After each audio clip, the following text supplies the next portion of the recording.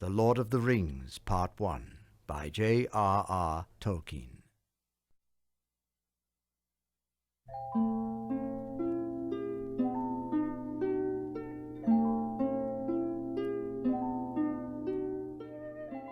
When Mr. Bilbo Baggins of Bag End announced that he would shortly be celebrating his 11st birthday with a party of special magnificence, there was much talk and excitement in Hobbiton.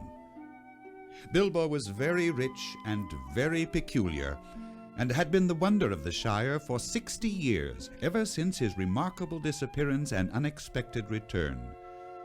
The riches he had brought back from his travels had now become a local legend. There were some that shook their heads and thought this was too much of a good thing. It seemed unfair that anyone should possess apparently perpetual youth as well as, reputedly, inexhaustible wealth. "'Twill have to be paid for," they said. "Trouble will come of it." But so far trouble had not come, and most people were willing to forgive him his oddities and his good fortune. He had many devoted admirers, but no close friends until some of his younger cousins began to grow up. The eldest of these, and Bilbo's favorite, was young Frodo Baggins. When Bilbo was 99, he adopted Frodo as his heir and brought him to live at Bag End, and now it was understood that something quite exceptional was being planned for that autumn. Tongues began to wag in Hobbiton and Bywater, and no one had a more attentive audience than old Ham Gamgee, known as the Gaffer. Always said he's a very nice, well-spoken, gentle hobbit, is Mr. Bilbo, as I've always said. And Mr. Frodo's very much like Mr. Bilbo, and in more than looks. After all, his father was a Baggins, yes. You see, Mr. Drogo Baggins, he married poor Miss Brimula Brandybuck. She was our Mr. Bilbo's first cousin on the mother's side. Oh, yes, the youngest of old Took's daughters. Well, you see, they were drowned, and poor Mr. Frodo was only a child. And Mr. Bilbo never did a kinder deed than when he brought back the lad to live among decent folk. That's all. Well, That's very interesting. well, it was a nasty knock for those Sackville Bagginses. Yes, they thought they were going to get Baggins. Oh, they'll never see the inside of Baggin now. Oh, no. There's a tidy bit of money tucked away up there, Oh, I hear yeah. tell. Oh, the top of your hill is full of tunnels packed with chests of gold and silver and jewels, by what I've heard. Well, then you heard more than I can speak to. Oh, yes. Mr. Bilbo's free with his money, but I know of no tunnel making. I saw Mr. Bilbo when he came back. He had me helping him, and my lad Sam will know more about it. He's in and out of Bag End, listens to all Mr. Bilbo's tales. There's elves and dragons.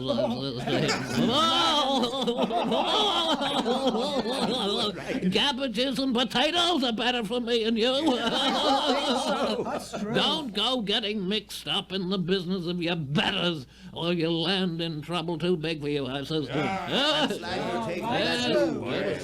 Yeah, but they do things proper at Bag End all the same. Our Sam says everyone's going to be invited to the party. Oh, yes. And there's to be presents, Mark. Presents for all. This very month, this very month. That very month was September, as fine as you could ask. A day or two later, a rumor, probably started by the knowledgeable Sam, was spread that there were going to be fireworks such as had not been seen in the Shire for nigh on a century. An odd-looking wagon laden with odd-looking packages rolled into Hobbiton one evening and toiled up the hill to Bag End. It was driven by dwarves with long beards and deep hoods. Then a cart came in through Bywater from the direction of the Brandywine Bridge. An old man was driving it, all alone. He wore a tall, pointed blue hat, a long gray cloak, and a silver scarf. He had a long white beard and bushy eyebrows, and small hobbit children ran after the cart right up the hill. It had a cargo of fireworks. The old man was Gandalf the Wizard. His real business was far more difficult and dangerous, but the Shire folk knew nothing about it. And when he had finished unloading, Bilbo gave a few pennies away, and they disappeared inside. How bright your garden looks! Yes, I'm very fond of it, but I think I need a holiday. Oh, you mean to go on with your plan, then? I do. I made up my mind months ago, and I haven't changed it. I mean to enjoy myself and have my little joke. Who will laugh, I wonder? We shall see. Yes. Carts rolled up the hill, invitations began pouring out, tents began to go up. There was a large pavilion with a tree inside it and lanterns on its branches. Cooks arrived and excitement rose to its height. Then Thursday, September 22nd, actually dawned. The sun got up, flags were unfurled, and the fun began. The presents were real dwarf make and unusually good. There were songs, dances, music, games, and food and drink. The fireworks were by Gandalf. Brought, designed, and made by him. There were special effects, dwarf candles, elf fountains, thunderclaps. They were all superb. There were rockets like birds and green trees with trunks of dark smoke. There were fountains of butterflies, and then a great smoke went up. The lights went out. The smoke was shaped like a mountain, and a red golden dragon whizzed 3 times over the heads of the crowd, turned a somersault, and burst on Bywater with a deafening explosion. That is the signal for supper. The guests were not disappointed. They had a very pleasant feast. The purchase of provisions fell to almost nothing throughout the district in the ensuing week. After the feast, more or less, came the speech.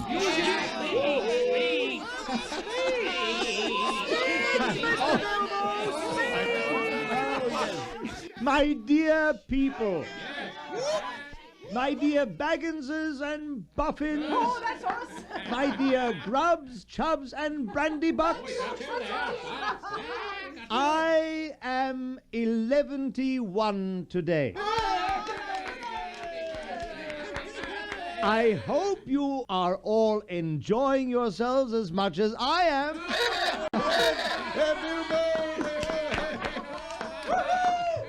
I shall not keep you long. I have called you all together for a purpose.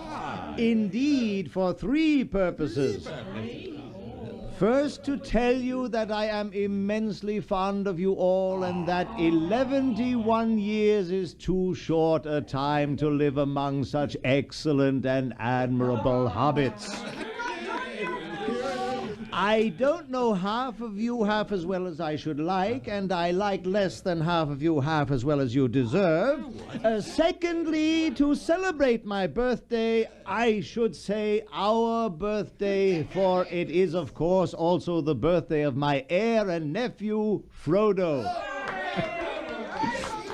He comes of age and into his inheritance today. Together we score 144. Thirdly and finally, I wish to make an announcement. I regret to announce that, though, as I said, 11-1 years is far too short a time to spend among you, this is the end. I am going, I am leaving, now... Goodbye.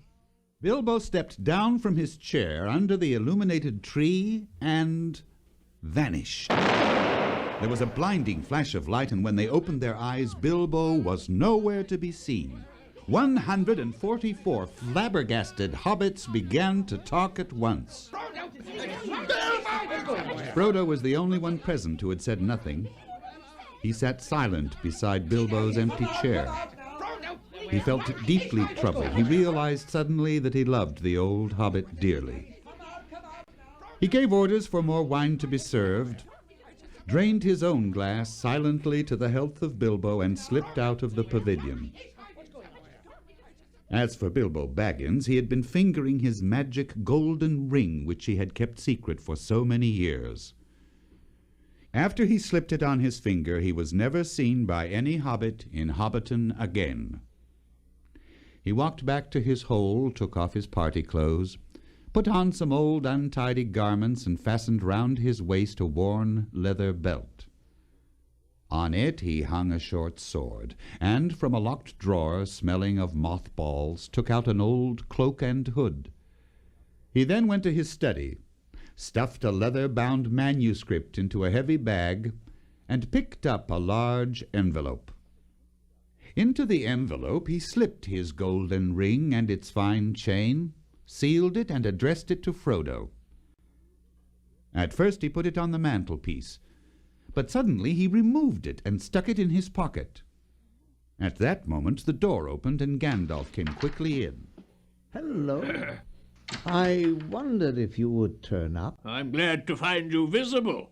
I wanted to catch you and have a few words. I suppose you feel that everything has gone off splendidly and according to plan? Yes, I do. Yes. Though that flash was surprising. Oh. It quite startled me, let alone the others. A little addition of your own, I suppose? Yes, it was. You've wisely kept that ring secret all these years, and it seemed to me necessary to give your guests something else that would seem to explain your sudden vanishment. And would spoil my joke. You are an interfering old busybody. What? But I expect you know best as usual. I do, when I know anything. But I don't feel too sure about this whole affair. Tell me, are you going any further? Yes, I feel I need a holiday. Probably a permanent holiday. I don't expect I shall return. Oh. In fact, I don't mean to. I've made all the arrangements. I'm old Gandalf. I feel all thin, sort of stretched, like butter that has been scraped over too much bread. I need a change. Yes. Let me see. Yes. Well, no, after all, I believe your plan is probably the best. And I can finish my book. Yes. I've thought of a nice ending for it. And he lived happily ever after to the end of his days. Well, I hope you will. But nobody will read the book, however it ends. Frodo has read some already. You'll keep an eye on Frodo, won't you? 2 eyes as often as I can spare them. I'm leaving everything to him, of course, except a few oddments. Everything? The ring as well? You agreed to that, you remember? Yes, I suppose so. Where is it? In an envelope, if you must know, there on the mantelpiece. Yes. Well, no. Here it is in my pocket. Isn't that odd now? Why shouldn't it stay there? Yeah, I think, Bilbo, that I should leave it behind. Don't you want to? Well, yes and no. I don't like parting with it. I don't really see why I should. Why do you want me to?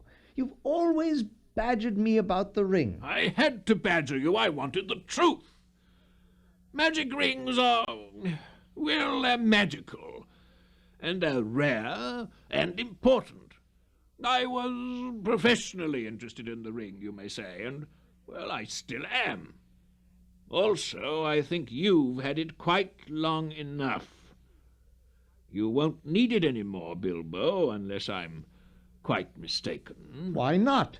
And what business is it of yours what I do with my own things? It is my own. I found it. It came to me. Yes, but there's no need to get angry. If I am, it is your fault. It is mine. I tell you, my own, my precious. Yes, my precious. It has been called that before, but not by you. But I say it now, and why not? Even if Gollum said the same once, it's not his now, but mine, and I shall keep it, I say. You'll be a fool if you do, Bilbo. You make that clearer with every word you say. It's got far too much hold on you.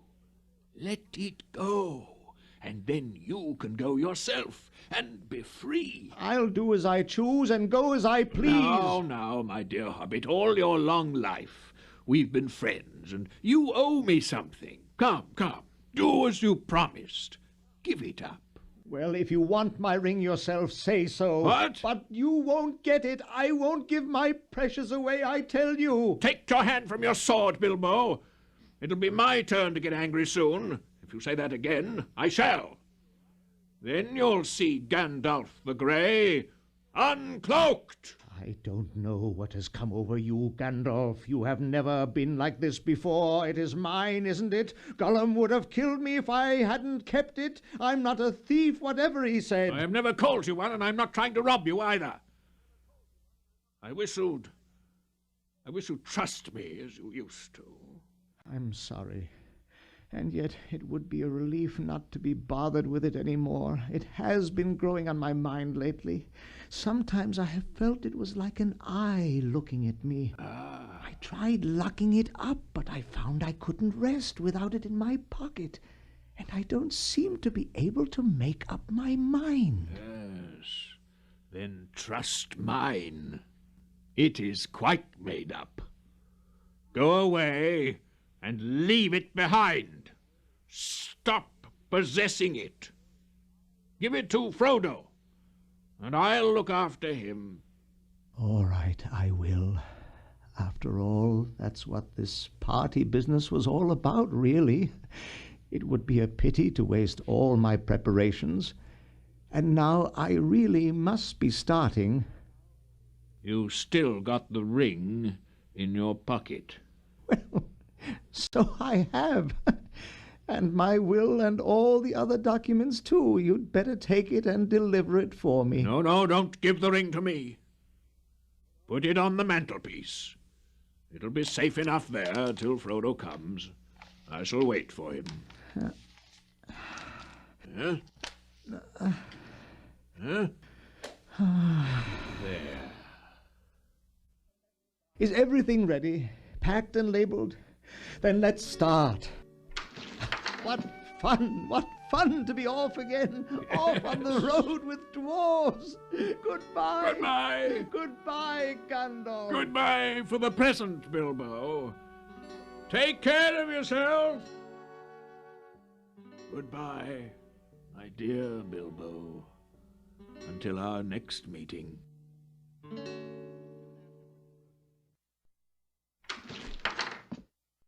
Soon afterwards Frodo came in and found Gandalf in the dark, deep in thought. Has he gone? Yes, he's gone at last. I think he really preferred slipping away quietly in the end. He left a packet for you. There it is. You'll find his will and all the other documents in there. You're the master of Bag End now, Frodo. And also, I fancy, you'll find a golden ring. The ring? Has he left me that? I wonder why. Still, it may be useful. Well, it may, and it may not. I shouldn't make use of it if I were you, but keep it secret and keep it safe. Oh, well, now I'm going to bed.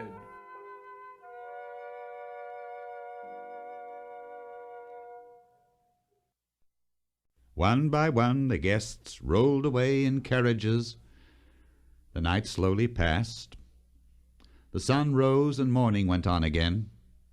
By midday there was a large crowd at Bag End, uninvited but not unexpected.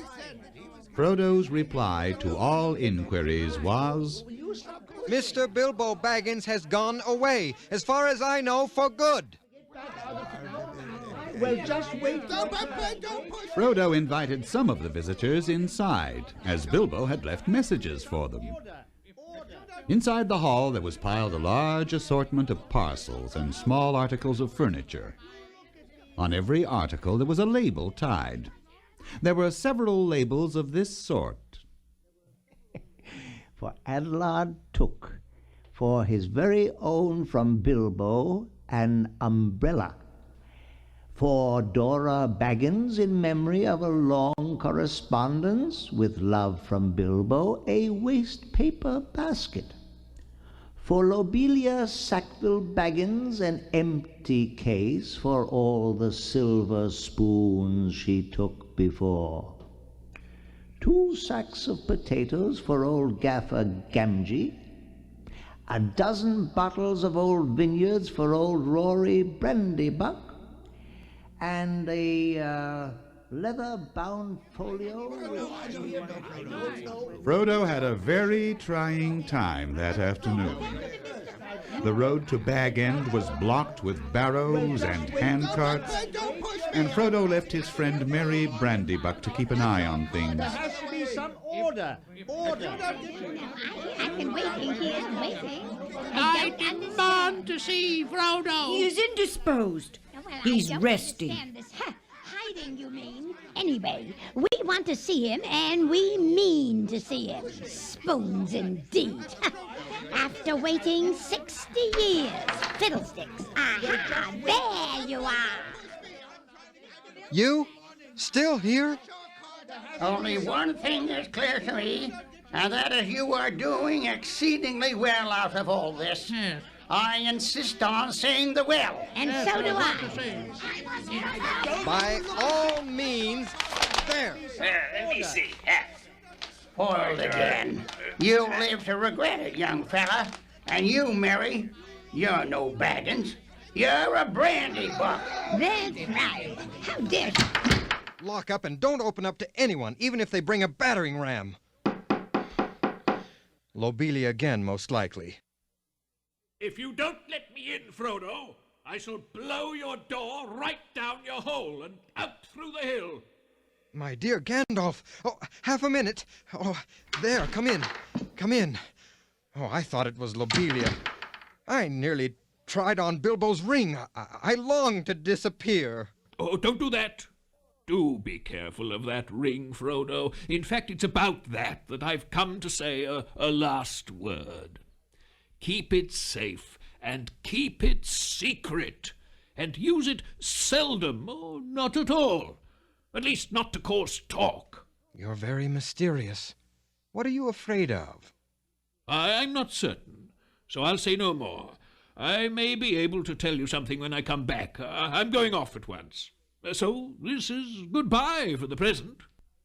Some people are accusing us of a plot to get rid of Bilbo and get hold of his wealth. I'd give them Bag End and everything else if I could get Bilbo back. I wonder if I shall ever see him again. So do I. And I wonder many other things. Well, look out for me, especially at unlikely times. Goodbye.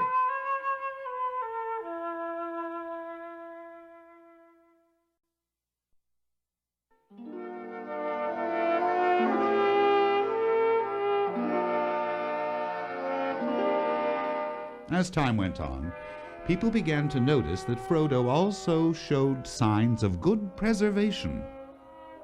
Frodo himself found that being the Mr. Baggins of Bag End was rather pleasant. For some years he was quite happy and did not worry much about the future. But half unknown to himself, the regret that he had not gone with Bilbo was steadily growing. He looked at maps and wondered what lay beyond their edges. Merry and his friends watched him anxiously. Often he was seen walking and talking with the strange wayfarers that began at this time to appear in the Shire. News? Do you have any news of the outside world? News, you say? Aye. Sad news. Yes. It's the enemy, you see. Yes, Mordor in the land of Mordor too now. Oh. Mordor? The evil power of Mirkwood has been driven out by the White Council, well and good. But that was years and years ago. It has reappeared in the old strongholds of Mordor. The Dark Tower has been rebuilt. The Dark Tower? Yes, from there the power has spread far and wide. Far east and south there are wars and people are frightened. Orcs, too, are multiplying. And trolls. And some nameless things more terrible than all these.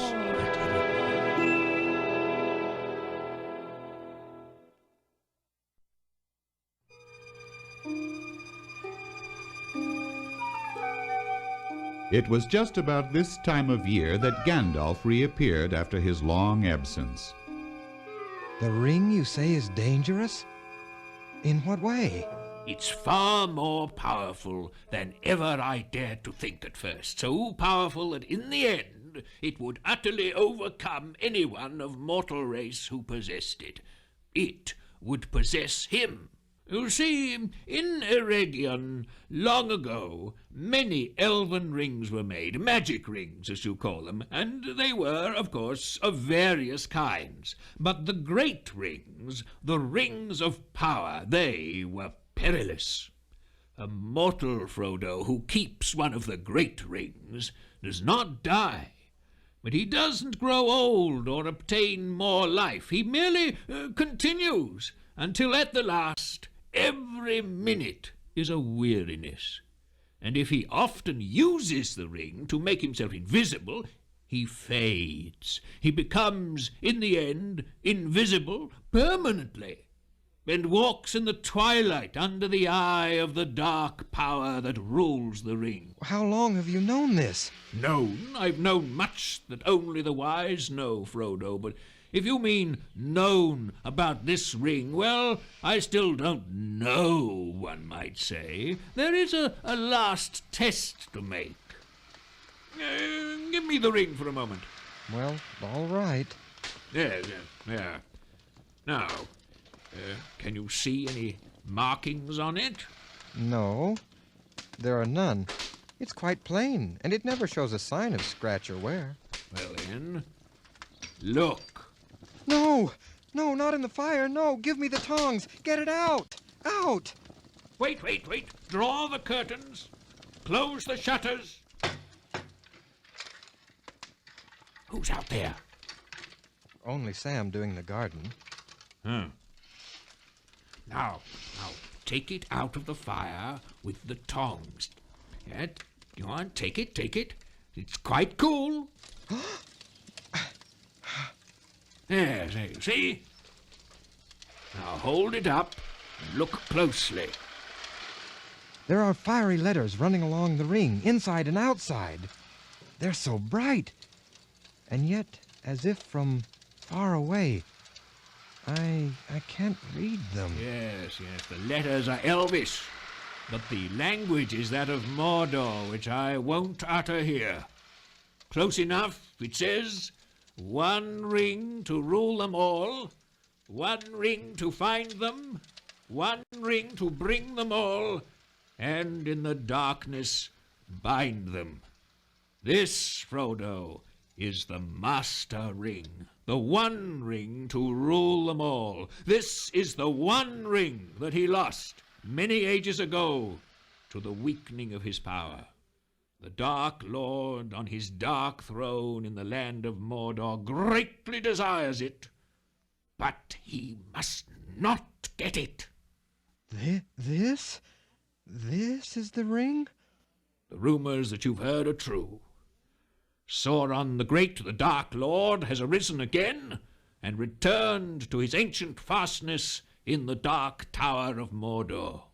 But he lacks 1 thing to beat down all resistance and cover all the lands in a second darkness. He lacks the 1 ring. You see, the elf lords hid the fairest 3 from him, but 3 he has recovered, and the others the dragons have consumed. 9 he gave to mortal men, and so ensnared them, and those 9, became 9 ring-wraiths, shadows under his great shadow, his most terrible servants. Oh, it's many a year since the 9 walked abroad. Yet who knows? As the shadow grows once more, they too may walk again. He needs only the one. He made it himself, it's his. And this is the dreadful chance, Frodo. He believed that the one had perished. But he knows now that it hasn't perished. But how did he come to lose it? Well, the strength of the elves was greater then. The elven king overthrew Sauron and cut the ring from his hand, and then it was lost. It fell into the great river. Long after, there lived on the banks a clever-handed, quiet-footed little people, one of which was named Smeargol, who was interested in roots and beginnings. A friend of his found the ring while fishing, and Smeargol strangled him to get it. Yes, he learned its power to render him invisible, and he put it to malicious uses. He came to be hated by his own and went to live under the Misty Mountains and was never seen again. It's a sad story. Do you mean that this is the very Gollum creature Bilbo met? I have even met Gollum, and now I know all. All, that is, that there is to be known so far. You met Gollum? Yes, I endured him as long as I could. I had to know the truth, you see. And through Gollum, the enemy has learned that the One has been found again, and he has at last heard of hobbits and of the Shire. But this is terrible. Far worse than the worst that I'd imagined from your hints and warnings. What a pity that Bilbo didn't stab that vile creature when he had a chance. Pity? It was pity that stayed his hand. Pity and mercy, not to strike without need. Oh, I'm sorry, but I'm frightened. And I don't feel any pity for Gollum. You haven't seen him. Don't be so eager to deal out death in judgment, for even the wise cannot see all ends. He is very old and very wretched. But why didn't you make me throw the ring away, or destroy it? Make you? Haven't you been listening to all that I've said? These rings have a way of being found, and it might have fallen into the hands of the enemy. And how would you destroy it? How? Try! Try now! Well, all right. Here it is. Yes. You see?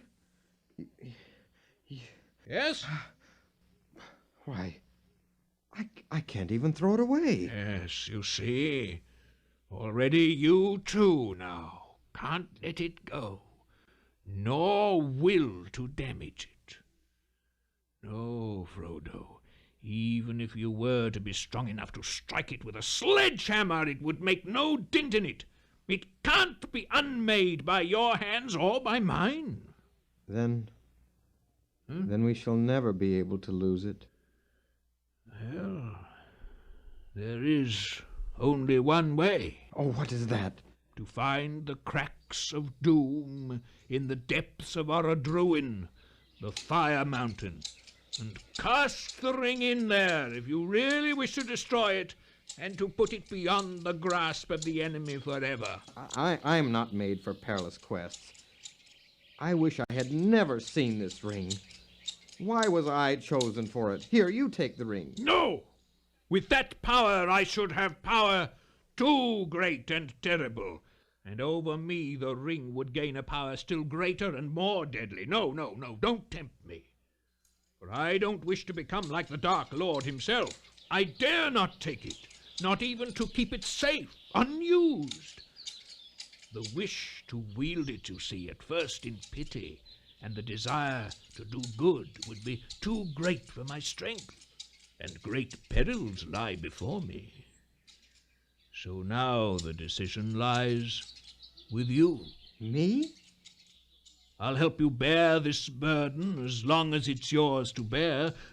But, Frodo, we must do something soon. The enemy is moving. Well, have you decided what to do? I suppose I must keep the ring and guard it, whatever it may do to me. In the meanwhile, it seems I'm a danger to all that live near me. I can't keep the ring and stay here. I ought to leave Bag End, leave the Shire, leave everything and go away. And I suppose I must go alone. But I feel very small and very uprooted and, well, very desperate. The enemy is so strong and terrible. Yes. And yet, I could follow Bilbo even now, just as he once left here and without his hat. My dear Frodo, hobbits really are amazing creatures. Bilbo made no mistake in choosing his heir. And I'm afraid you're right. The ring will not be able to be hidden in the Shire much longer. You must go, as much for your own sake as for others. And leave the name of Baggins behind you. Leave it? Yes. When you go, you must take a traveling name. Go as Mr. Underhill. Underhill? Yes. You needn't go alone, though be careful what you tell any companion. In fact, just one moment. Is there anyone outside? There certainly is. Come here, my lad, whoever you are. Well, bless my beard. Sam Gamgee. Now, what may you be doing? Oh, Lord bless you, Mr. Gandalf, sir. Nothing. What? Leastways, just trimming the hedge, if you follow me. I don't. How long have you been eavesdropping? Eavesdropping, sir? I don't follow you, begging your pardon. There ain't no eaves at Bag End, sir. Don't be a fool. What have you heard, and why did you listen? Mr. Frodo, sir, don't let him hurt me. I heard a deal that I didn't understand. About an enemy, and rings, and dragons, and elves. Oh, I would dearly love to see them, sir. When you go? Now, come inside. Take you to see the elves, eh? So you heard that Mr. Frodo's going away. And I was that upset, sir. Oh, it can't be helped, Sam.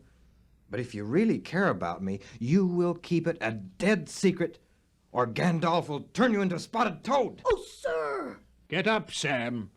I've thought of something better. Something to shut your mouth and punish you properly for listening. You shall go away with Mr. Frodo. Me, sir? Me go Yes. and see elves and all? Hooray! Oh!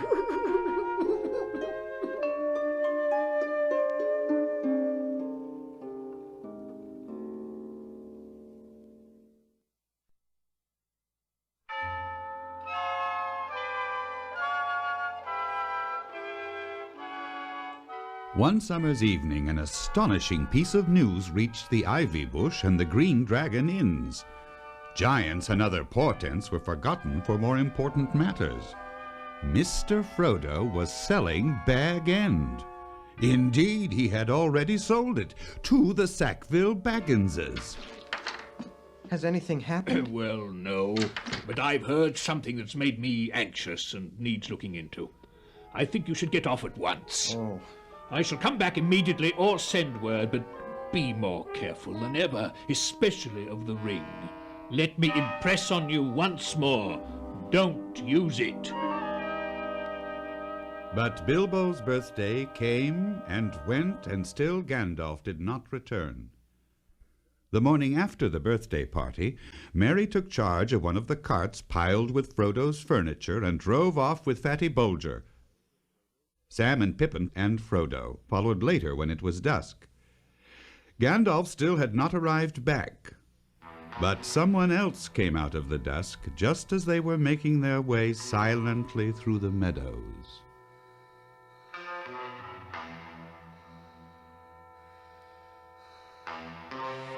Mr. Baggins' place. Oh, Mr. Baggins has gone away. Went this morning, and my son Sam went with him. Gone. Oh, sold out and gone, I tell 'ee.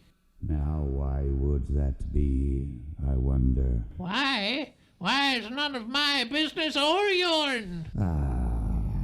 But where now would he have gone to, huh? Oh, that ain't no secret. He's moved to Buckleberry or some such place. Could you give him a message, huh? A message? No, I can't give no message. Good night, Joey.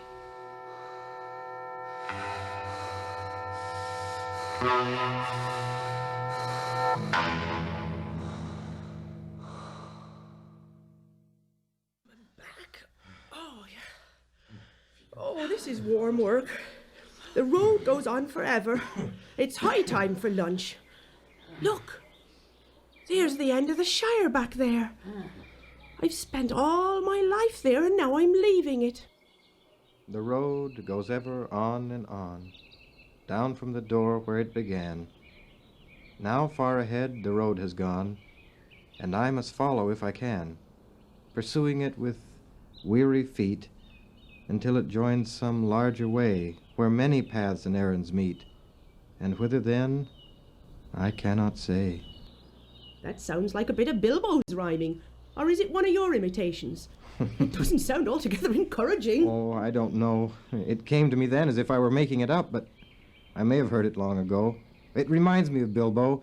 He used to say, "It's a dangerous business, Frodo, going out of your door. You step on the road," he used to say, "you step on the road, and if you don't keep your feet, there's no knowing where you might be swept off to. Do you realize this is the very path that goes through Mirkwood?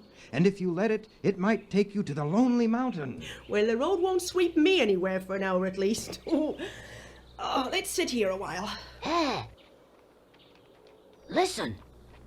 I can hear a pony or a horse coming along the road behind. I wonder if it's Gandalf. Let's give him a little surprise to pay him out for being so late. Let's get out of sight. It's a big black horse, and a rider in a great black cloak and hood. I can't see his face.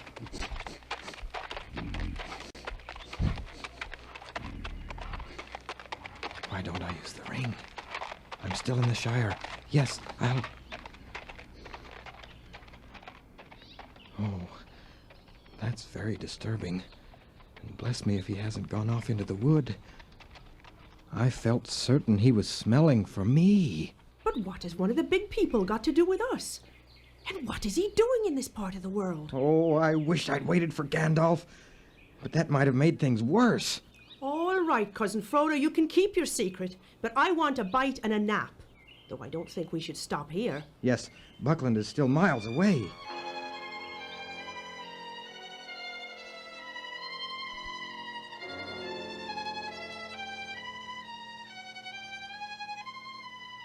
Now keep the road out of sight as much as possible. Over here, this way. Listen. What's that? It's him again. Over here. Quick, under these oak trees. But not too far. I want to see if it's another black rider. Don't forget they're sniffing, though. It's doing it again. It's where we left the path. It's bending to the ground. It's coming towards me. This time I must put on the ring. Where is it? Quick, put it on, put it on. Elves, sir. Stay where you are. You didn't see, but the black rider stopped and was crawling towards me. And when he heard them, he slipped away. Listen, the elves are coming this way. These are high elves. They spoke the name of Elbereth. The fairest folk. This is indeed a strange chance. Oh, sir. Hail, Frodo! You are abroad late, or are you perhaps lost? Brothers, see, hobbits! This is wonderful! 3 hobbits in a wood at night. We've not seen such a thing since Bilbo went away. What does it mean? Oh, we like walking under the stars and would welcome your company. Come now, Frodo. There is some shadow of fear upon you. Oh, wise people, tell us about the Black Riders. Black Riders? Why do you ask about Black Riders? What does this mean? Tonight, Frodo, you will lodge with us if you will. Oh, thank you indeed, Gildor. A star shines on the hour of our meeting, as you say in High Elven speech. This is good fortune beyond my hope. Let us come, let us go. The woods on either side became denser, the trees younger and thicker. Then, at last, the elves turned aside from the path, and suddenly they came out of the shadow of the trees to a wide space of grass, gray under the night. Frodo remained long awake, talking with Gildor. They talked of the terror of the Black Riders and of Gandalf's long and wearisome absence. Gildor told Frodo his elven name, Elf Friend, and promised him that those who had power for good would be on the watch for him.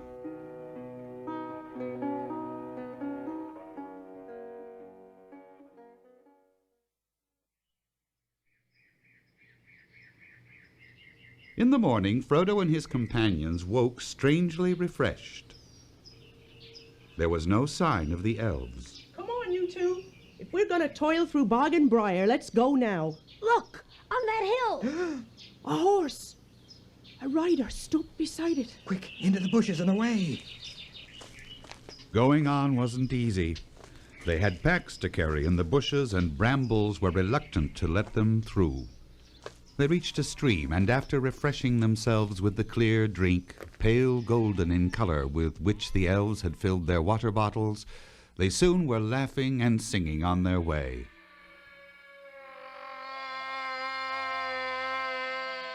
What was that? It was a call. There were words in that cry. Faster! We must cross the open country and get to the ferry across the river. Those fields? That's Farmer Maggot's land. One trouble after another. I'm terrified of him and his dogs. He once caught me trespassing, looking for mushrooms. He said his dogs would eat me. Well, if we meet him, I'll do the talking.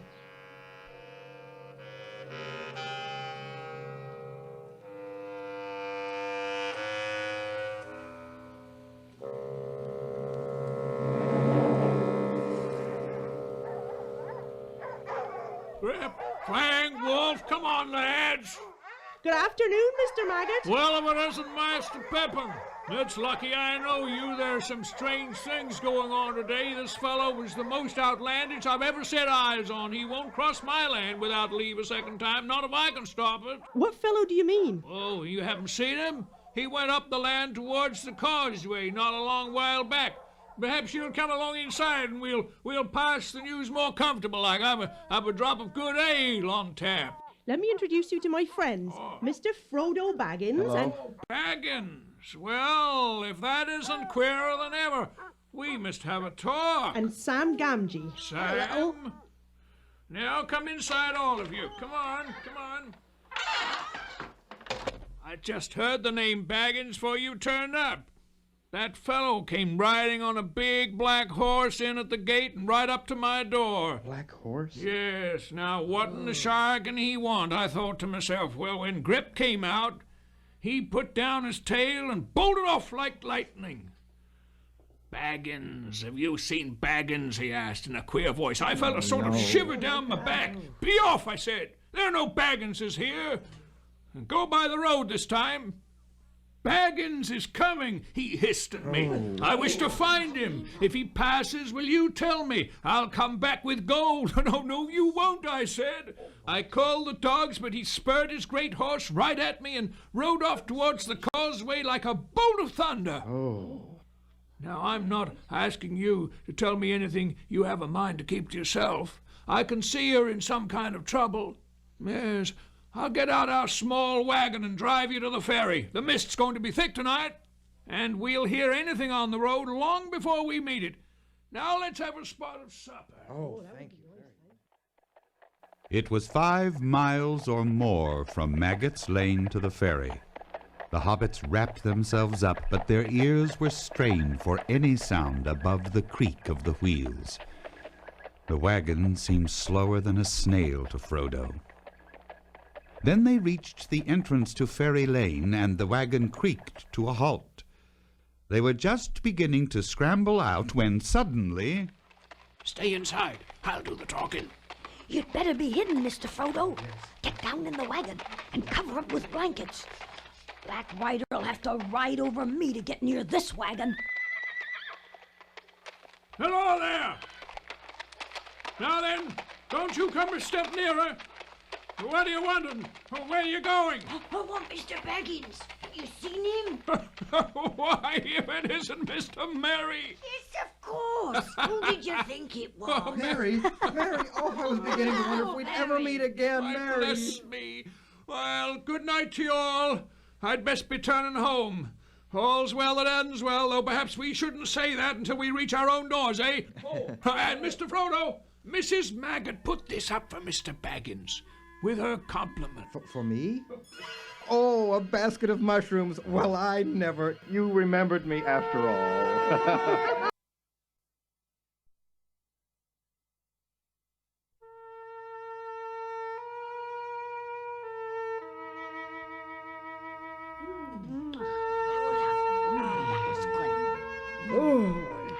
Now that was a real supper, especially the mushrooms. We'll clear up later. I guess that you've been having adventures, which wasn't quite fair without me. I want a full account. And what has it got to do with old Farmer Maggot?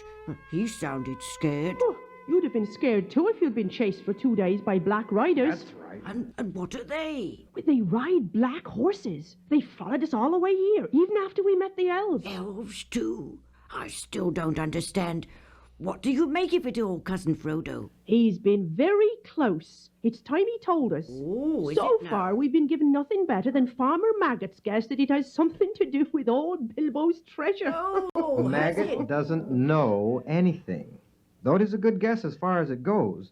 The riders are searching for him and for me, and I also fear that it's no joke. I'm not safe here or anywhere else. The trouble is, I don't know how to begin. Oh, I think I can help you. You don't know how to say goodbye. You've made up your mind to leave the Shire. Danger has come on you sooner than you expected. We're very sorry for you. You mean you all knew? Well, We heard you talking to yourself about leaving this and that. Then there were all those long talks with Gandalf. And I thought I'd been very careful and very clever. Is all the Shire discussing my departure, then? Oh, no. So far, the secret's known only to us conspirators. But you're not going to escape so easily. But I must go. Dear friends, it cannot be helped. Please don't hinder me. You don't understand. Of course you must go, and therefore we must too. What? Mary and I are coming with you. No. You need more than one companion in your dangerous adventure. Oh, my dear and most beloved hobbits, but I cannot allow it. Of course you can. Now listen, you speak of danger. You don't understand. This is no treasure hunt, no there and back journey. I am flying from deadly peril into deadly peril. Of course we understand. That's why we've decided to come. We know the ring is no laughing matter, but we're going to do our best to help you against the enemy. The ring? You know about The ring, yes. My dear old hobbit, you don't allow for the inquisitiveness of friends. I've known about the existence of the ring for years. That long? Before Bilbo went away, in fact. But since he obviously regarded it as a secret, I kept the knowledge in my head until we formed our conspiracy. You know, and of course our chief investigator was Sam. Sam? It doesn't seem as if I can trust anyone. Well, after all, sir, Gandalf did say, take someone as you can trust. And Gildor, too, said, you should take them as was willing. You can't deny it. Oh, I don't deny it. He's right. But I'll never believe you are sleeping again, whether you snore or not. And I shall kick you hard to make sure. You are a set of deceitful scoundrels, you. We are. I had dreaded this evening. Good. That's settled then. 3 cheers for Captain Frodo and company. Hip, hip. Hooray! Hooray! Hooray! Oh, all right. I've made up my mind. I'm starting tomorrow as soon as it is light. But not by the road. I'll go by the old forest, through the private entrance. And we'll leave Fatty Bolger behind to tell Gandalf when he arrives. Or the Black Riders. I'd rather be going through the forest, unlucky place though it's supposed to be. Then let's tidy up. I'll call you all before the break of day. They were ready to start soon after 6 o'clock. All the morning they forced their way ahead through the trees of the old forest, further and further away from the Shire, and deeper into the forest itself. After a while, the air began to get hot and stuffy. The trees drew close on either side, and they could no longer see far ahead. Once Pippin felt he couldn't stand it any longer. Oh, I'm not going to do anything. Just let me pass, will you? I shouldn't shout if I were you. It does more harm than good. These trees do shift about. These bushes only seem to give way when you go to the right. Oh. We're being forced downwards, not upwards. Come on, Mr. Frodo, sir. Here, let me help you. Oh, it's going down to a stream. I can hear it. Oh, it's getting very hot and steamy, too. Look at the lush undergrowth here. Oh, look at those flies. Oh, I wish I wasn't so tired. Me too. We can't have a nap yet. Come on, we must get clear of the forest first. We must... Oh, over here. Boy, this big willow tree. It's very big. Yes. Oh, there's plenty of room for us all. Oh, we're safe here. Oh. Wait for us, Sam. I'm just going to bathe my tired feet. So refreshing. Here, the afternoon's getting late. There's something wrong here. There's more behind this than the sun and warm air, and I don't like that big tree under which they're all sitting. I don't trust it. Oh, this won't do at all. I can hardly stand up myself. Ugh. Now where are them ponies? Here! Come back, you two! Here! What was that? Here, Mr. Frodo. What are you doing in the water with that great tree root over you? And he's not even struggling neither. Here, you must come out of there. Get away with you, you roots! Ow! Oh, you know, Sam, the beastly tree actually threw me in. I felt it twisting round me. Oh, you were dreaming, I expect, Mr. Frodo. You shouldn't sit in such a place, not if you feel sleepy. What about the others? They're round the other side of the tree. It's trapped them all right. That crack in the trunk is closed up altogether. There's no chink to be seen. Oh, Pippin's vanished inside, Mr. Frodo, sir. I heard it locked, too. Merry's trapped, too. His legs are outside, but the rest of him is inside a dark opening, and the edges grip like pincers. Help! Help! Who's that singing? Well, anyway, the forest is quieted down. I can feel it. It's going to be all right. I can feel it, Sam. Help! Help! Help! Hopping and dancing along the path, there appeared above the reeds an old battered hat with a tall crown and a long blue feather stuck in the band. With another hop and a bound, there came into view a man. Or so it seemed. He was far too large and heavy for a hobbit, if not quite tall enough for one of the big people. In his hand, he carried on a large leaf, as on a tray, a small pile of white water lilies. Sir, help! Help! Please help us. There. Now, my little fellows, where be you a going to, puffing like a bellows? I'm Tom Bombadil. Tell me, what's your trouble? Tom's in a hurry now, don't you crush my lilies. My friends are caught in the willow tree. Master Merry's being squeezed in a crack. Yes, oh help. Old Man Willow. Not worse than that. I know the tune for him. Old Grey Willow Man. I'll freeze his marrow cold. I'll sing his roots off. I'll just put my mouth to the crack. Now, you let about again, Old Man Willow. What you be a-thinking of? You shouldn't be waking. Eat earth, dig deep, drink water, go to sleep. Bombadil's talking, Bombadil. There, now, pull. Ah, there. Now, quick. Getting free. Yes, jump out. I can get out. You shall come home with me. You shall come home with me. Thank you, The table. Mr. Bombadil. Yes, the table's all laden with yellow cream and honeycomb and white bread and butter. Goldberries waiting for my lilies. Now you follow me as quick as you're able. Ha ha! Hey, come, merry doll, derry doll, my darling, old Tom Bombadil. What Lily's brings hopping home again. Can you hear him singing? Here's my pretty lady, here's my Goldberry. I see yellow cream and honeycomb and white bread and green herbs with ripe berries gathered. Is that enough for us? Is supper ready? It is.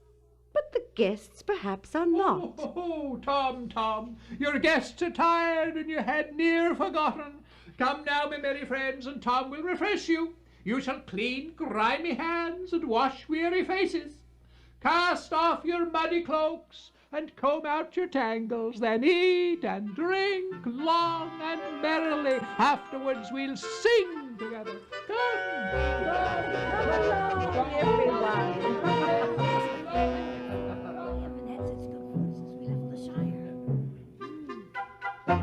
Did you hear me calling, Master, or was it chance? What? Did I hear you calling? Nay, I didn't hear. I was busy singing. We heard news of you, and I was waiting. We guessed you'd come ere long down to the water. All paths lead that way, down to the Withywindle. Old grey willow man, he's a mighty singer, and it's hard for little folk to escape his cunning mazes. Ah, well, I had an errand there, gathering water lilies to please my pretty lady. By that pool, long ago, I found the river daughter, and her heart was beating, and that proved well for you. For now I shall no longer go deep again along the forest water. Tell us, Master, about the willow man. No, don't. Not till morning, please. Oh, that's right. Now's the time for resting. Fear no grey willows. Come, here are candles. Now to bed. It's washing day and her autumn cleaning. Too wet for hobbit folk. Let them rest while they're able. It's a good day for long tales and questions and answers. Like the great willow with his rotten heart, though his strength is green, and his song and thought run through the woods on both sides of the river, and of Barrow Wights, who walk in the hollow places of the great Barrow Hills. They have the clink of rings on cold fingers which once fought in the battles of kings of little kingdoms, when the young sun shone like fire on the red metal of their new and greedy swords. Gold was piled on the biers of the dead kings and queens.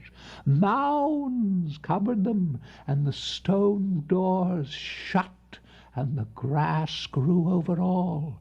Sheep walked for a while, biting the grass, but soon the hills were empty again.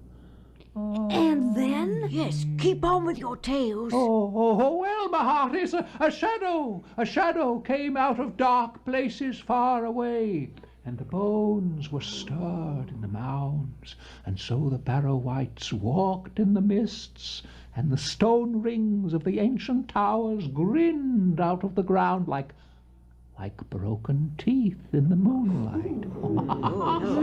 Then there are the elves, and the times long ago I remember when the elf sires were awake. Oh, yes, that was when the world was wider, and the seas flowed straight to the western shore. I remember then.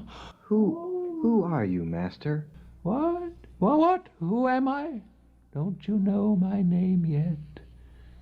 That's the only answer. Tom was here before the river and the trees.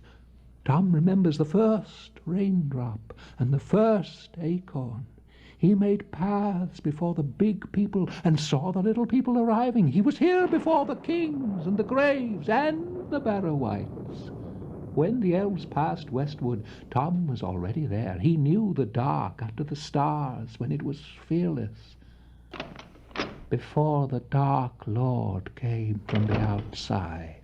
Oh, dear. The rain has ended, and new waters are running downhill under the stars. Let us now laugh and be glad. Yes, and let's have food and drink. Long tales are thirsty. Yes, I'm famished. Oh,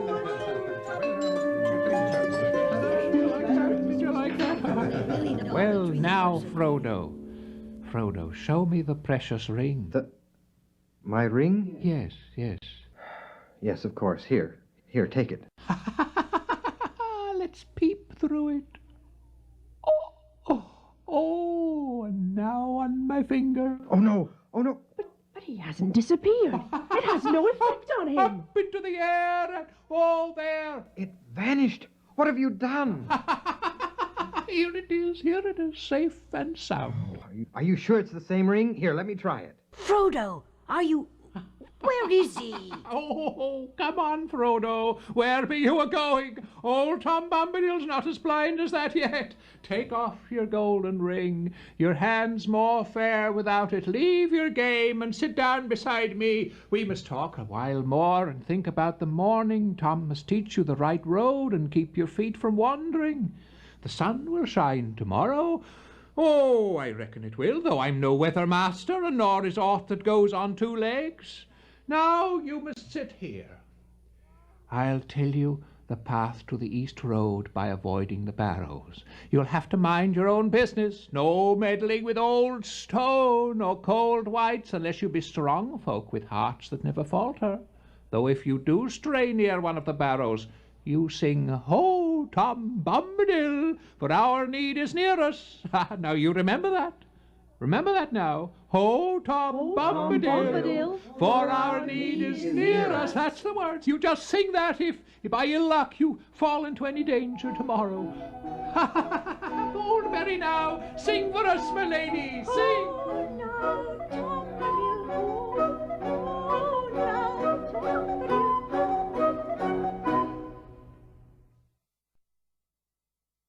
You've been listening to The Lord of the Rings by J.R.R. Tolkien, adapted for radio by Bernard Mays, and featuring Ray Reinhardt as Bilbo Baggins, James Arrington as Frodo, Bernard Mays as Gandalf, Lou Bliss as Sam, Pat Franklin as Merry, Mac McCadden as Pippin, and Gail Chugg as the narrator.